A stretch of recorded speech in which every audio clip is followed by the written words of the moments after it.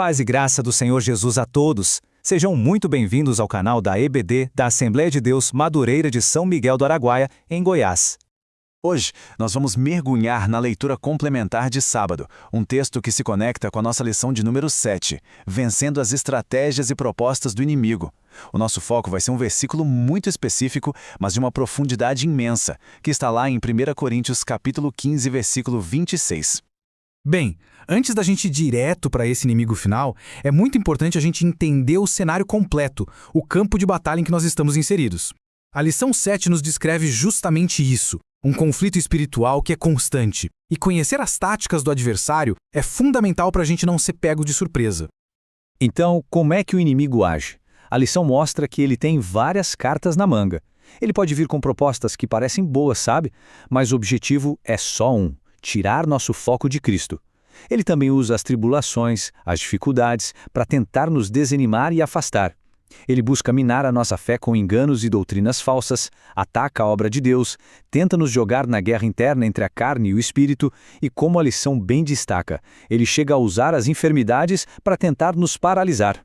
Pois é, essas são as batalhas do dia a dia, mas existe uma batalha final. E é exatamente aqui que a nossa leitura complementar de hoje ganha um peso extraordinário. Depois de a gente lutar contra todas essas estratégias que vimos, a palavra de Deus aponta para um adversário final, o inimigo que toda a humanidade, sem nenhuma exceção, vai enfrentar. E esse inimigo é a morte.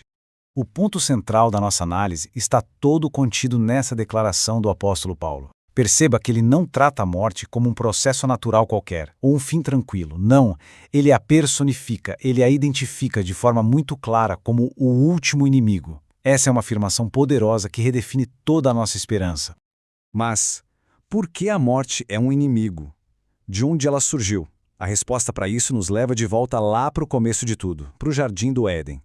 A morte, veja bem, não fazia parte do plano original de Deus para a humanidade. Ela entrou no mundo como uma consequência direta do pecado.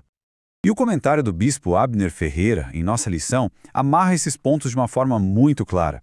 Ele explica que a desobediência, que foi incentivada pela proposta do inimigo, não só causou uma separação entre o homem e Deus, mas literalmente abriu a porta para as enfermidades e, por fim, para a morte. A morte, portanto, é um fruto direto da obra do inimigo no mundo.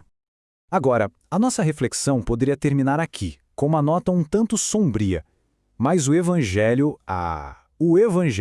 é a notícia de uma vitória. Se o inimigo trouxe a morte, Deus, na pessoa de Cristo, trouxe a solução definitiva. E essa solução se chama ressurreição.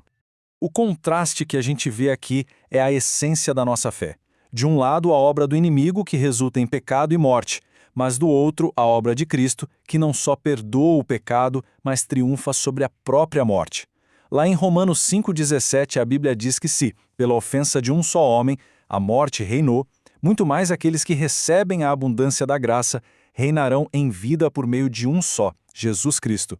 Ele não apenas enfrentou o último inimigo, ele o derrotou de forma definitiva. Certo. E o que essa vitória significa na prática para nós, tanto hoje quanto no futuro? Significa que a vitória de Cristo sobre a morte é a nossa garantia. Ela nos dá uma esperança concreta, palpável, pessoal, a promessa de um corpo glorificado. Essa citação da nossa lição, que se baseia no mesmo capítulo do nosso versículo principal, é a grande notícia que ecoa através dos séculos. A destruição da morte não é só uma ideia teológica distante. É a promessa real de que um dia a dor, a doença e a própria morte não terão mais nenhum poder sobre nós. Nós receberemos um corpo incorruptível. E aqui nós chegamos ao ponto central de tudo isso.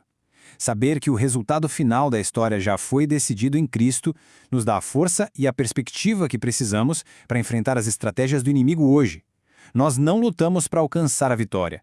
Nós lutamos a partir da vitória que já foi conquistada na cruz.